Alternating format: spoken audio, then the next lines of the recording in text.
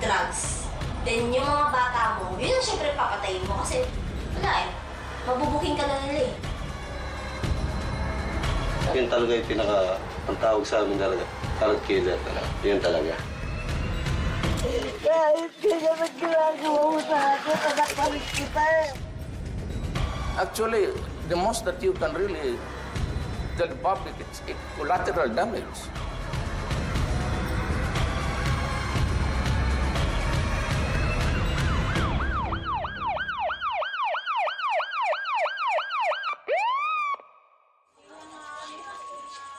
Almost every night, there is a wake in Manila.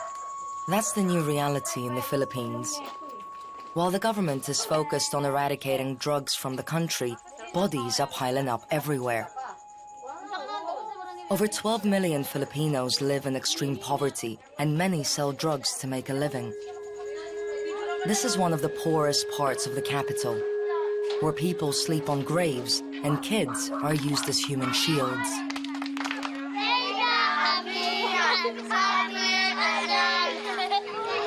This is where our journey began. Pangalan po ng kapatid niya si Ricardo Medina.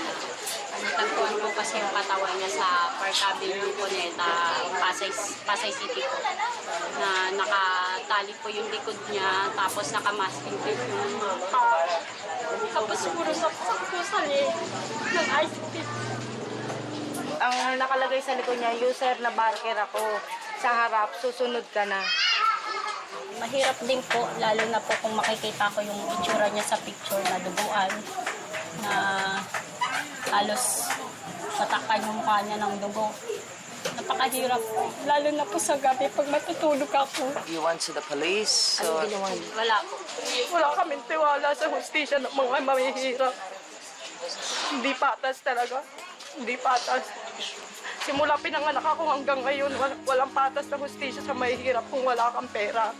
Para po ipaglaban namin yung karapatan ng kapatid ko. Wala po kaming kakayahan doon. Kasi pera-pera po ang labanan dyan pagdating sa mga ganyang kaso. Nagagalit ako kasi hindi lang kapatid ko ang namatay, marami na sila. May mga pamilya yun, may mga nagmamahal doon, mga walang pera yun. Nasaan yung hustisya na sinasabi nila? Hindi kami naniniwala sa kanila. Some don't even have the money for a funeral, let alone an investigation. Round the corner from here, there's another wake. Sometimes kids play cards to try to win enough money to help their friend bury a loved one. Sino yung wala kanina? Ako nagkagaya ko, di ba kanina shadow tayo? Mga alas 10 po, nagtawag po siya sa kanto. Mga alas 3, hindi pa rin po siya nauwi. Pero balitaan na lang po namin, patay na po siya. Tinignan ko po siya, may saksak po. Wala po, di po sangkot sa droga po eh. Sibilyan po eh. Abay ko po yan, matulungin. Maunawain. Abay po talaga. Mahal na mahal ko po talaga. This boy's mother died in childbirth. Now he's lost his father too. He doesn't know who killed him or how he'll survive. And like most of his neighbors, he lives in constant fear. Meron po kasi nakatambay na kamotor po talaga. Paggabi po, hindi na po talaga kami lalabas. Nakakatakot po talaga. Ano yun, mga polis o civilian? Ewan po, sabi po kasi ng karamihan po, police law po. Do you have faith? Sa ngayon po, wala na. Sa mga ginagawa po kasi nila, hayop lang po hayop lang po para pinaka.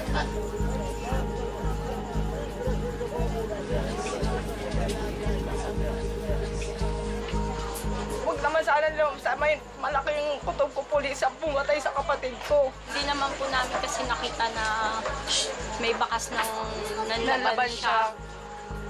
May nakaligtas sa mga dinukot nila. Bata pa eh.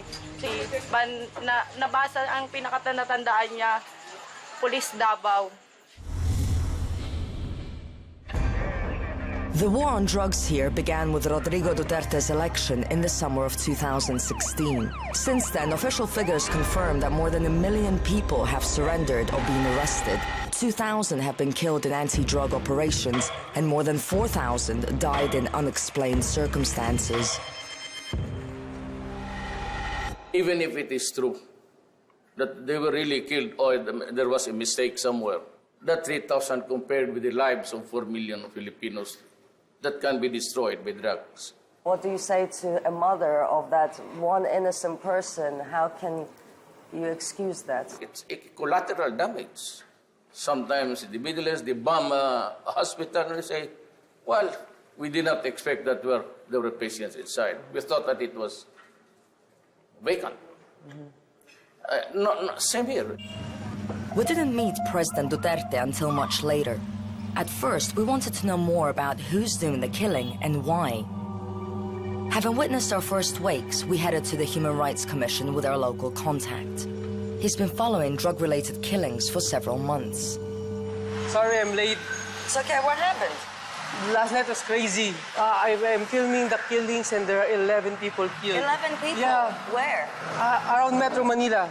There's one thing in common of all the killings. They rob them before they kill them. And it's maybe Before they they kill them? Yeah, I think they it's one to show that they have signatured way of killing, like it's vigilante. They wrapped it and there's a and there's a saying here that I'm a pusher. I'm addicted to drugs, I'm a barker, don't emulate me. So brutal. And one of the journalists don't want to take photos anymore. Too much killing. We see an alarming increase in the number of deaths that ripe with allegations of extrajudicial killings. There is one of the surviving kin of the slain victims in a case of an alleged extrajudicial killing. Both her husband and the father-in-law were actually apprehended from their homes and then eventually brought to the police station, and later they were found dead. The woman she's talking about is in the Witness Protection Program, so we were asked to conceal her identity. It can be dangerous to speak out against police corruption, so this wouldn't be the first time we'd be asked not to show a face. Then, yun po, diamputan nila asawa ko na hinahanap yung drugs na pati yung anak ko po, yung 2 years old, 2 and a half, na girl na babae, anak ko, na pinubad po yung panty, tinignan yung pet kasi nandun daw po yung drugs sa bata. In this case, there was no search or arrest warrant. So they searched for drugs, none were found actually. Kasi nahuli na po siya doon eh. Una, Caracruz, gambling. Then pangalo po, drugs. So ano naman po, arrive na po lahat yun. So umabot po ng 30 na labas namin pera. Basically, you can fix the deal even just in the mobile car outside after your court.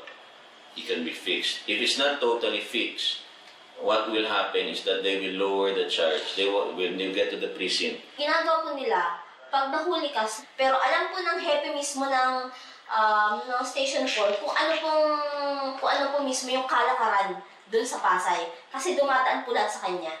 Can she tell us about how it ended, the story they told her? Basta, last nasabi lang po niya sa akin, medical daw po sila. Kasi sobrang binugbog na po talaga sila. Ang pagkakalampang sabi ko kasi nila dun, sa side na nandun po kami, tinatanggalan ng posas yung tatay, then nanlaban, kinuha daw yung tatay yung baril ng kaya daw pinaputukan.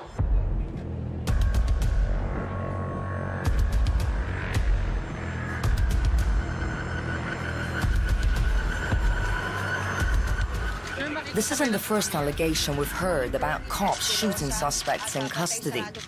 This man is a suspected drug lord. He was arrested in Abu Dhabi and extradited to face trial. So ginawa ko yan, Kerwin, para talaga hindi ka makilala, para maiba itsura mo? Hindi, ano na to. Tayin ko na lang na ma-aristo ako. Ilong ko. The president accused the man's father, a local mayor, of being involved in the drug trade. After his arrest, he was shot in detention. Sabi ni Mayor, huwag lang natin pagplantiran. Sabi ni Mayor, ihi mo na ako, sir. Sabi ng dalawang pumasok doon, huwag ka nang umihi. Yun na, putok na kaagad. Pero hindi namin nalaman din, wala mga mintik. Nakasubihan, isa na kayong form, pero walang mintik na ilagay. Nadapa lahat, nadapa kami. Nagsasabihan pa nga kami na pag magsalita kami, babalikan kami agad. Babarilin din kami.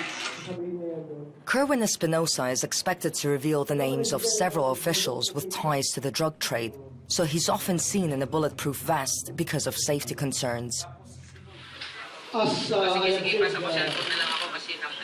Kerwin is like the missing link. He is like the missing piece of the puzzle.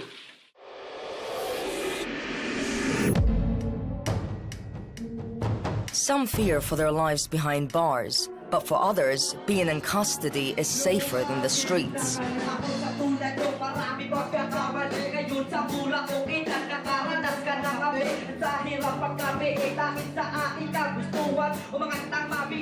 This is the notorious Quezon City Jail, the country's most overcrowded prison. More than 3,200 inmates are crammed into a space built for 800. Most are being held on drug-related charges. This man has been here since 2011. I taught one who happened to have the knowledge of what's going on outside, no? Killings in relation to drugs. So it's better to stay here because of that fear. Here, even in these conditions, overcrowded, they prefer to be here. Oh, yeah, for safety, because it's very, very, very scary. The fear outside of what will happen after, after releasing here. Because there are many, many cases that been documented na after they were released after 1 week, they were killed.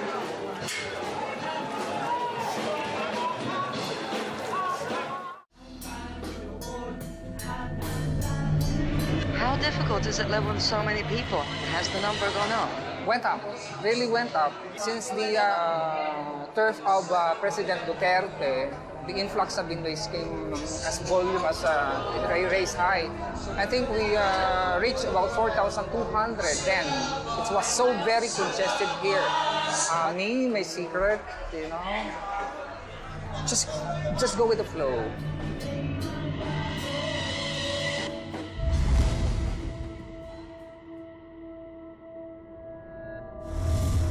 What's happening in other jails, even in the Bureau of Corrections, in other jails.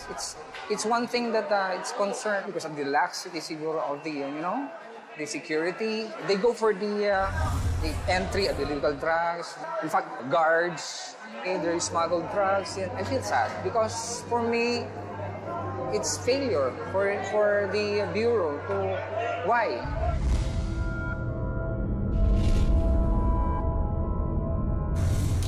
We had a feeling that he wanted to say more but couldn't with so many guards around us. So we needed someone who knows the ropes. This man spent 15 years behind bars for murder. Ang pinasok ko sa Muntinlupa, isa kayo sa prom site. Nagkaroon ng pagtatalo, nauwi sa gulo. Nadamay ako pero tinluyan ko rin.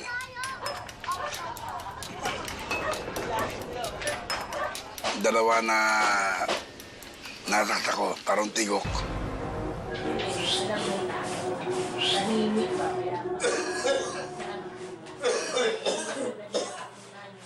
Ikaw mo kilala ang judge, naging homicide. How do drugs and weapons end up in prisons here? Have you seen yourself when you were there how it happens? I was a commander in our gang. In your prison gang? Yeah, prison gang. We have 14th Brigade in Muntinlupa. Pero there's so many gang. Meron kaming armory. Kompleto gamit doon. May baril, may jungle bolo. Meron kaming mga gumagawa talaga, tatawag na panday. Gumagawa ng mga baril, mga balisong. Talagang ginagawa sa loob ng bilibid, sa 5. Umu-order kami sa mga prison guard ng mga materyales para sa baril. Tapos naman... Oh, so you have some guards that are helping some prisoners. For what? What's their benefits? Binibigyan namin ng pera. For example, 20 tao, 100 tao. Where do you find the money to give the guards? We have shabu laboratory. Ngayon, yung shabu, pag dumating naman ang mga liquid, ang co-inmates namin na member ng 14K, sila talaga ang chemist namin. Sila ang gumagawa ron. Pagkatapos magawa, it takes 18 hours. May mga buko juice flavor, strawberry flavor. Kaya pag nag-spread, kahit malakas ang hangin, amoy buko sa loob ng bilibid. Pero siya po ginagawa. At pagkatapos yun, malalaking tipak yun. Binibigay namin sa ibang inmate para kalusin yung takal-takal. Pagkatapos ng mga takal-takal, we put in sachet, tapos binibenta namin.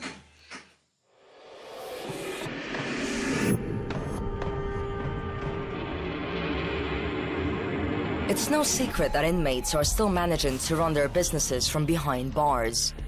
22 kilos of shabu were seized in a recent undercover operation. The suspect admitted getting the drugs from her boyfriend, who's in a maximum security prison.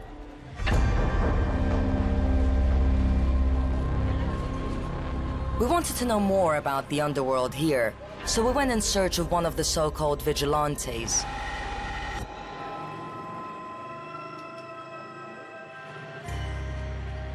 We ended up in a basement near Manila's red light district. We found a man who claims that he and 3 others were bailed and turned into hitmen.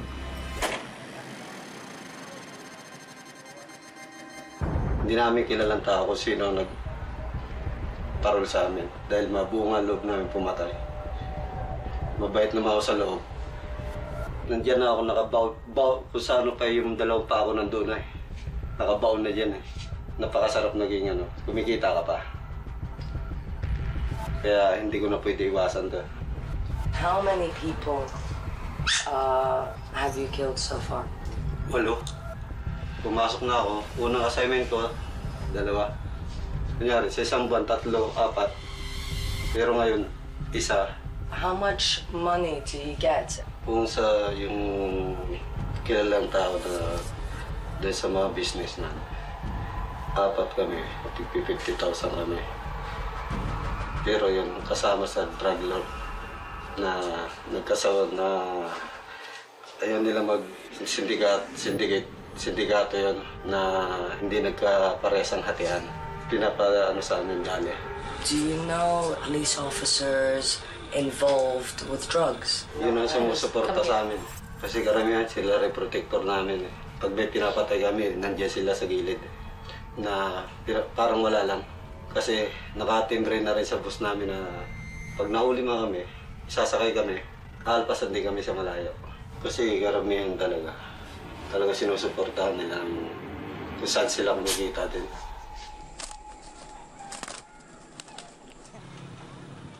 We needed to check out how the police operate and what they have to say about corruption.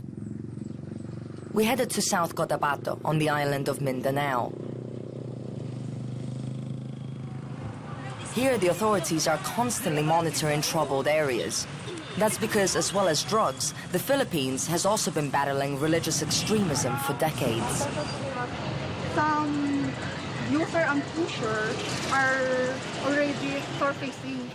The terrorists here on the other side, but they are scattered maybe all around the area. Which are the terrorist groups that you There are Abu Sayyaf, there are BIFF, they relate themselves to the IS, Islamic State. So there's the Mauti group. So there are the terrorist group here. One strategy the authorities use to minimize criminal activity is showing their presence and talking to anyone they deem to be suspicious. Ito. Bata mo pangalan. Pizza, tapos ang ngalan. Pizza subong? This is Operation Oplan Tokhan, meaning knock and plead. It involves police officers knocking on the doors of potential users and pushers and asking them to sign a document promising not to use or sell drugs. If they know or learn about anyone else doing it, they have to inform the authorities. What is that? suggestion box. So if anyone knows any information on Yes, ma'am. someone using or selling drugs, they put here? Yes, ma'am. Any suggestion, open to the PNP to adjust to them. Number 3, iba yung suporta ang ating iaabot sa pasahunta. Some human rights organizations have spoken out against this policy, saying it's coercive and a step too far. Where are we going now? We will be going to Ambalgan, one of the hotspot village here in Santo Niño town. It's where the drugs from Muslim Maguindanao, they drop all the drugs there, then they do they partition of the drugs before they sell it to nearby towns. We're here. Oh, they're running. Someone's running there. There's two running. Yeah. Two running. Every time there's a raid, they run here and go to cross the river into the mountains. They already crossed the river. This is exit point. That's how they get away. Yeah. Hindi mo manan, bisan ara sa gilid ka balay mo. This is the house of the #1 seller here. And where is he now? Hiding. He's one of the #1 suspect. Wanted. He's on the wanted list. They do the selling here. You can see here. These are shabu sachet. These are shabu sachet. So you can find it anywhere here. Pero open siya po nagdarakap na. Open siya po. There's a sachet here. Sachet. This is big one. It's around 1,000 pesos. You've become an expert. Most of the transaction happens in this house. They have very strategic way. You can see this one. So they just dig the soil so that when there's a police operation, the car of the police will be stranded here. I see. First there, then second here. So they cannot reach easily the house. I see, okay.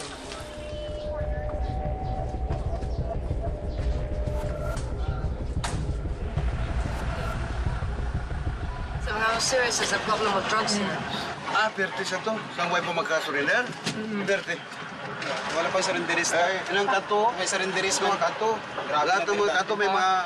Grabe yan dito dati, yung hindi pa nag-surrender yung mga... Kahit doon sa may highway, sa mga waiting shed doon, nandun sila, parang nag-binta ng kamatis. Is that their way of making money or they're just addicted? It's because it's a depressed area, so probably one of their livelihoods just selling drugs.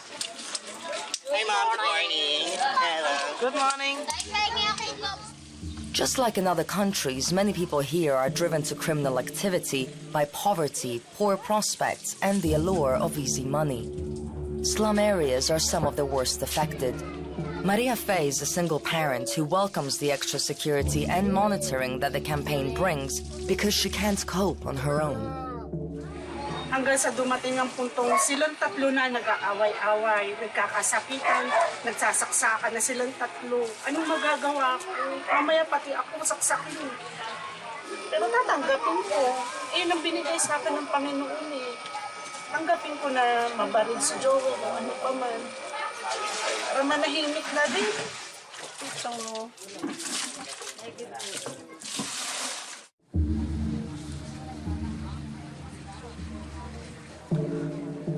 Maria Fe feels responsible that 3 of her sons got hooked on drugs. One is in rehab while another is in juvenile detention after being caught with shabu. She says Joel is the most violent and blames him for her miscarriage and his younger sister's death. sabi niya, Mama, si Ashley May, sinuntok ni Kuya Joel, pinagsisipa sa ulo. Sabi ko, bakit? Kaya nung last namin ni Ashley May, pumunta siya dito, kinausap ko siya. Halos nagwawala siya, gusto niyang basagin niya sa lahat ni Ashley May. Sabi, sumiiyak siya sa akin, humingi siya sa akin, Mama, sorry. So, ginawa ko kay Ashley, tumibig. Si Ashley lang sana. Dahil din sa kanya, kaya namatay ang baby ko. Dahil sa sobrang stress ko sa kanya. Nahuli si Joel September 20, pagkalibing ni Jordan, ng baby ko. Nagpapasalamat na rin ako na kulong siya.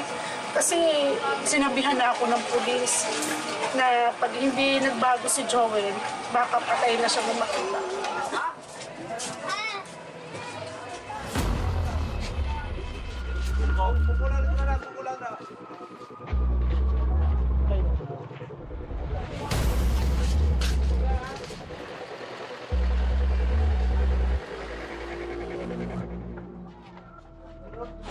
we are conducting drug by bust operation, particularly in this barangay,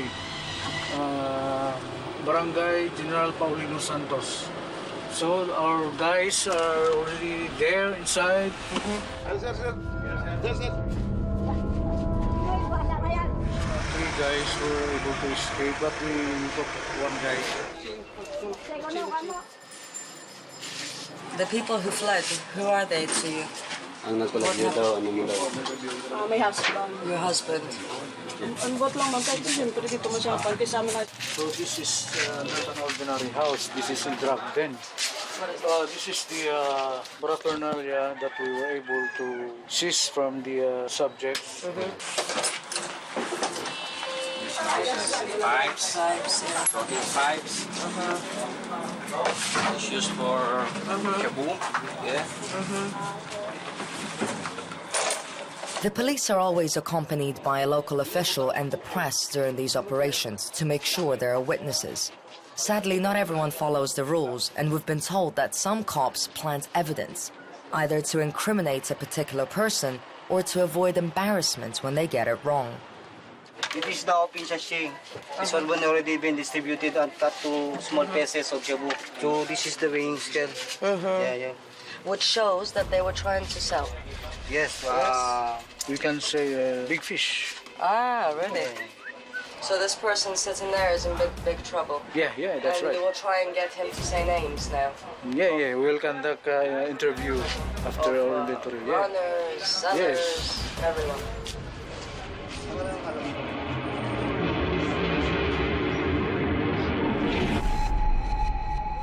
These are the illegal drugs confiscated. For example, what kind of things? Illegal drugs like shabu, marijuana. Last year, actually, we received a total of more than 900 plus. But this year alone, we received of more than 2,000. Wow. So it doubled. Would you say that the police always use appropriate force? Would you say everyone follows the law? No. For me, we cannot control their mental faculties. So whatever they do in their operation, we have no control over that. But do you investigate the police officers' behavior as well? Yes, we have a internal affairs service who investigate policemen who committed transgression. We also conduct mandatory drug testing to police personnel to know whether they are involved in using drugs, and not only that, if they are also protectors. In your experience, have you seen many police officers that are involved or no? Yes, because they want to live in style and comfort. That is why. And this is the only way how to get rich in an easy way. With so many rogue police officers, people no longer know who to trust, whether it's worth cooperating with them or keeping silent. That's what the women in this detention facility told me. Most are here because of drugs. They wanted us to tell who, but we don't want to.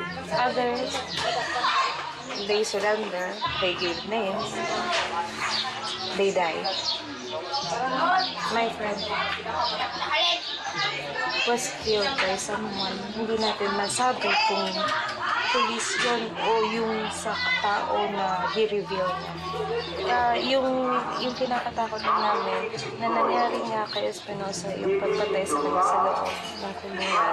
We don't know who to trust. Though this woman admits to being a user, like most of her fellow inmates, she doesn't understand how or why her name was prominent on the drugs watch list. Kinalong ako na nag-breastfeed ako ng bata. And hindi ko alam kung anong basihan ng CI ng mga uncles. Bakit ako nilagay. We know a lot from them, from what they do, what they say.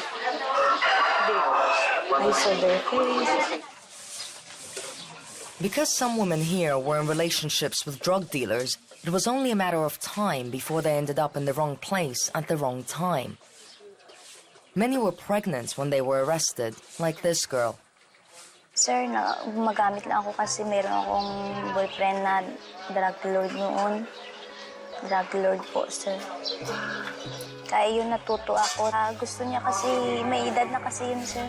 Gusto niya kasi doon ako sa bahay. Mansion din din sa akin yung mansion. Inarkilahan niya yung mansion na 10,000. Drugs din yung... Tapos pinuntahan niya lang ako kung tapos na siguro siya nag-deliver. Yung parang huliin siya, nag-iwas siya sa akin para hindi ako madamay. Umuwi ako sa bahay na namin. Kaya iyon, kilala ko yung boyfriend ko na... At saka pinasok kami, so nagulat ako, sinabi ko kung ano yun.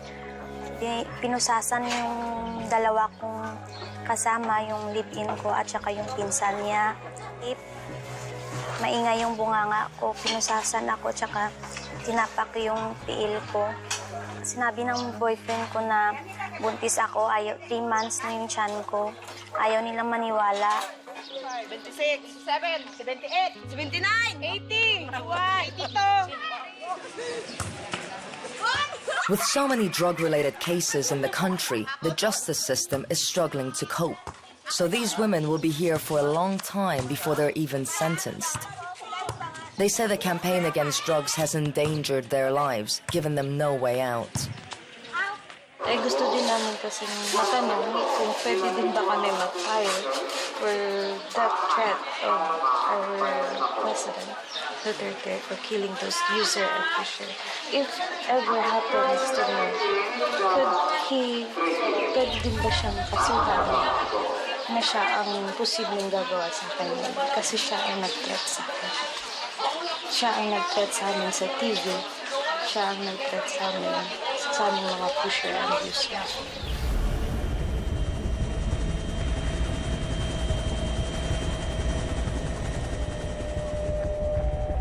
It was finally time to meet the president. We followed him around for 15 hours, during which he visited fighters wounded in anti-terror operations.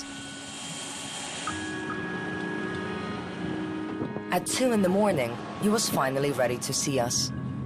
I just brought her to know if I need to retouch. Do I? If you need to retouch? Yeah? No, you look fine. Okay. The whole day, I Yeah, was in but the I jet see you. following you. From the other jets. Okay. And in the helicopters. In the military camp also? Yes. Mm-hmm. Well, I'm really very sorry, but... We missed the flight, but it's okay, we got a new one. Don't worry about it. Mademoiselle, are you flying out tomorrow? We're flying out in a few hours. Not even a few hours, we're flying out at, 4:30 a.m. back to Manila. No, but you your own plane. Of course not. Who do you think we are? Yeah, commercial flights, yes.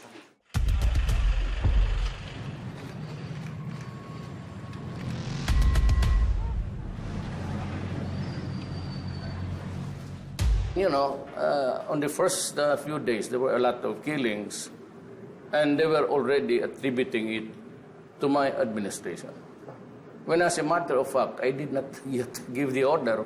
Right at the outset, when I assumed the office, I had to fire about 7 police generals for involvement in drugs.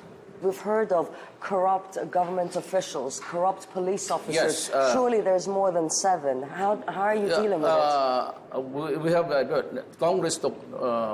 Congress took over, and they conducted their own investigation, and it went to something like this. Even the Secretary of Justice, a lady, was the one who was really doing drugs with the prisoners there inside. It's being driven by people inside the prisons. This is the drug industry. It contains about 3,000 policemen, including generals and colonels, and a lot of policemen on the ground. We discovered along the way a lot of mayors and governors were into it. So I had to issue the warning, stop, because you will regret it.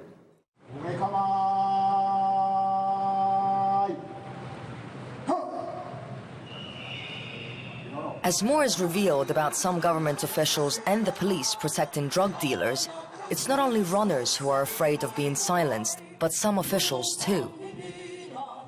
They say their opponents are abusing the campaign to eliminate political competition. I am the president of the Association of Barangay Council. I was really surprised with regards to that I was linked with the drugs. I'm on bail now, amounting to 80,000 pesos for the illegal firearms and the illegal ammunition. But why do you think you were on the list? I think it was a political motivation. I have a political rival there in my barangay. We nagkalaban kami for 3 terms at saka they did not win. I'm certain local official. They can do whatever they want. If they will not found something evidence with regards to the search warrant, they planted. We heard police officers have motivation to get someone who is higher rank because they either get a better reward or promotion. That's why I was a victim of being a accomplishment. So you are a big accomplishment for them to get, like a big fish. Yeah. We've heard reports that some police officers are motivated to get drug addicts or drug lords, and sometimes they get it wrong.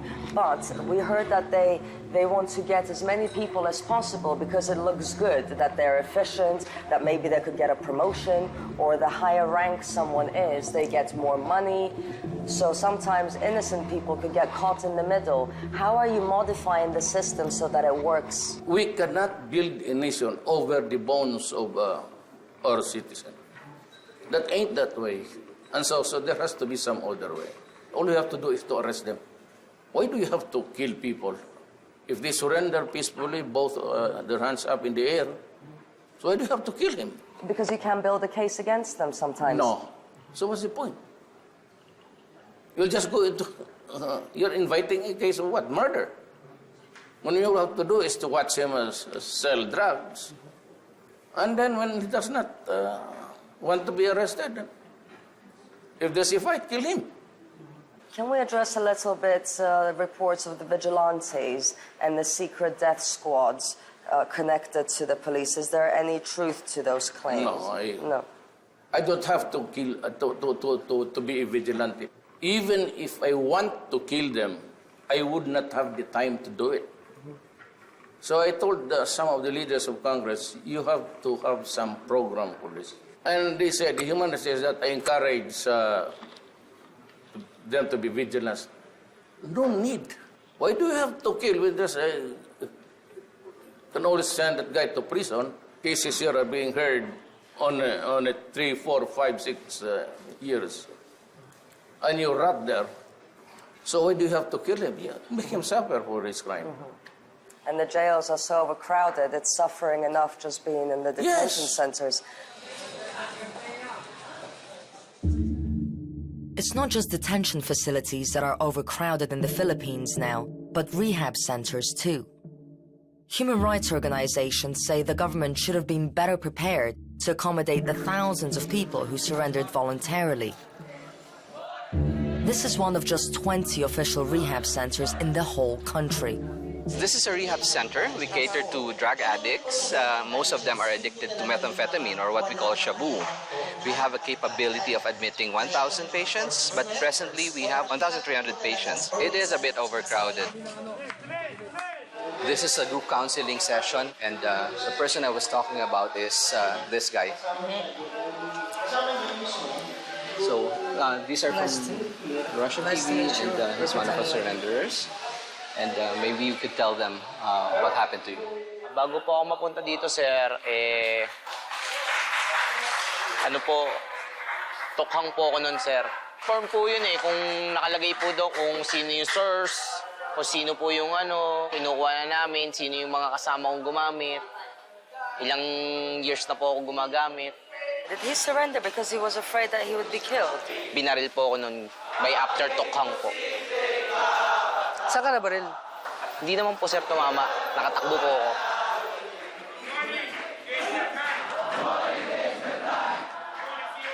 This guy started using shabu and other drugs in his early teens. He says he couldn't get over his parents' divorce and wasn't strong enough to say no to friends. Nung una po, sir, kasi po broken family po ako nun. Kumbaga, naging mahina ako nung mga time na yun. Kumbaga, imbis na lumapit ako sa maayos na kaibigan, maling kaibigan yung nalapitan ko. And then, time na session po nila yon, lumapit po ako. Pagkatok ng pinto ay nagsesession po sila. Kala tao nagiinom lang. Ay de, paglapit ko po, kumbaga, pag-alok nila sa akin, sir, kagustuhan ko na rin po yun.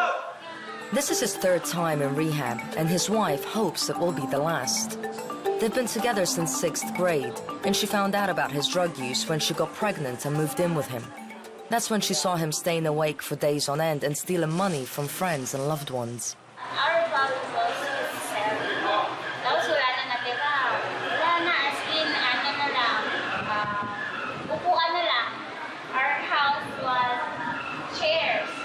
Only chairs. Bed. Selling our ref. Electric fan. During my neighborhood, he's just in bed. Kasi nga, he's just taking psycho, medicine. I feel so That's one aspect of recovery in the Philippines.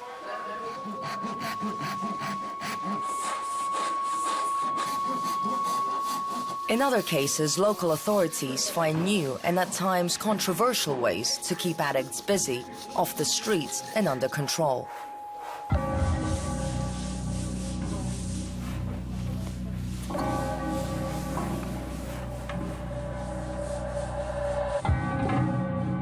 The mayor said, if you will not change your way of living, the casket that you are making, you may be the one using it. But it's just a joke.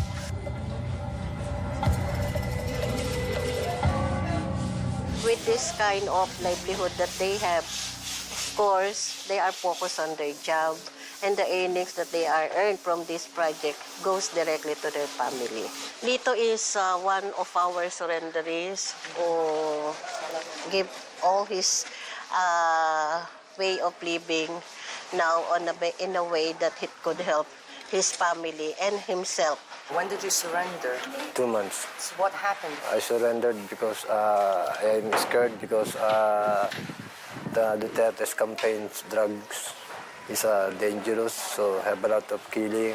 After that, the city mayor is a program to all surrenderies. So I don't want to go to making a cassette to put in me there. So I changed my life. I'm going straight. In 2 months? Yeah.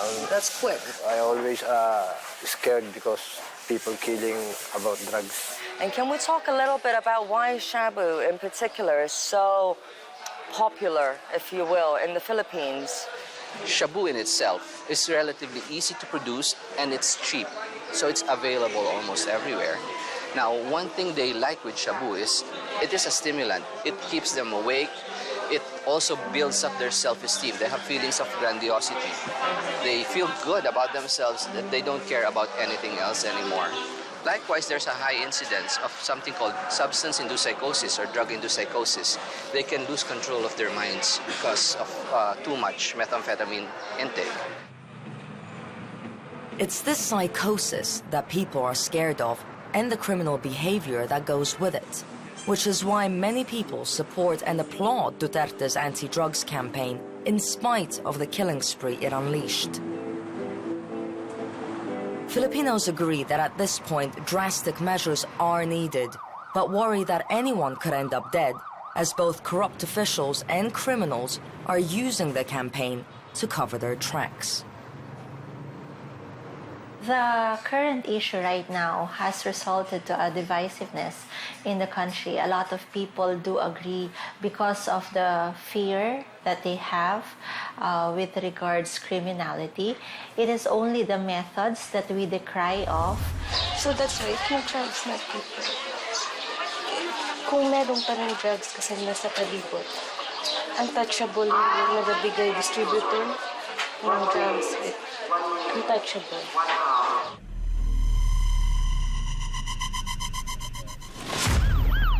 Why do you do this? Doon ako kumikita eh. Gagamit din ako eh. Hindi, matagal ko nang... Yan ang pinagkakabahan ko rin sa sarili ko. Pero nandiyan ako eh. Hindi na ako pwedeng kumalas. Dapat umpisa nila sa pinakamataas bago sa pinakamababa. Dahil ang pinakamataas yung pinagsisimulan yan eh. Pambili ng biskuit pang kami sa mga tao dito, pambili ng baraha, wala kami. Dapat umpisa nila sa pinakamataas yan bago sa pinakamababa. Dahil yung mga mababa na yan pwede magbago. Panahon na rin po siguro para magbago ako dahil sobra ko na rin po napahirapan yung mag-ina ko. Hindi nga ako nakatulog kagabi. Bakit? Tinignan ko lang yung picture niyo. Wala lang, naiiyak lang ako sa... Saan ka basta iiyak? Sa anak niyo. Ay, kanina lang. Sabi ko, Nak, hanapin mo dyan si tatay. Nakita ka agad. Eto si tatay. Bakit kalbo? Kakamukha. Ba't ang tama-taba ni tatay? Kasi alam kong tikilos ang Lord. Talaga. Gusto ko lang na mabuo kami.